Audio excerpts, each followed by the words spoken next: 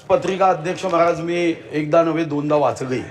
साधारणतः 5 मार्च 2026 ला अशासकीय ठरावाचं उत्तर देताना सन्माननीय मंत्री नामदार जयकुमार रावळ यांनी स्वातंत्र्यवीर सावरकर यांना भारतरत्न हा पुरस्कार देण्याच्या संदर्भात केंद्र सरकारकडे विधानसभेच्या माध्यमातून आपण शिफारस करण्याचं आश्वासन दिलं।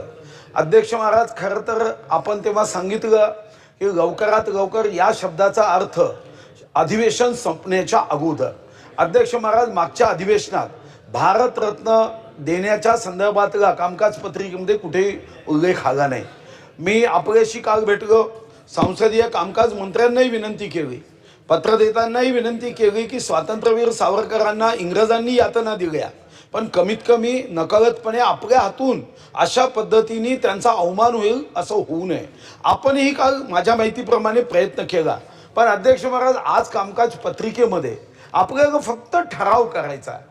असा ठराव आपण डिसेंबर अधिवेशनात केला होता। 2019च्या भारतीय जनता पार्टीच्या अध्यक्ष महाराज जाहीरनाम्यामध्ये आपण या संदर्भात क्रांती सूर्य महात्मा ज्योतिराव फुले, क्रांती ज्योती आई सावित्रीबाई फुले आणि स्वातंत्र्यवीर सावरकर यांना आपण भारतरत्न देण्याचा ठराव करू असं सांगितलं। 2 ठराव झाले आणि संसदीय कामकाज मंत्री महोदयांना माझी विनंती आहे की असं सत्ता आली तर आपण आपला विचार नाही बदलत। आपला विचार बदलला असेल तर यानंतर मी कधीही अशा पद्धतीने उभं राहणार नाही, पण तुमची कृती, आपला विचार जो आहे, स्वातंत्र्यवीर सावरकरांच्या संदर्भामध्ये खूप यातना त्यांना दिल्या गेल्या, आपल्याला फक्त ठराव करायचा आहे। तर फाईलला सुद्धा इतक्या यातना होते का की 2 अधिवेशन 5 मार्च, आज आपण 10 जुलैला आपण आहोत।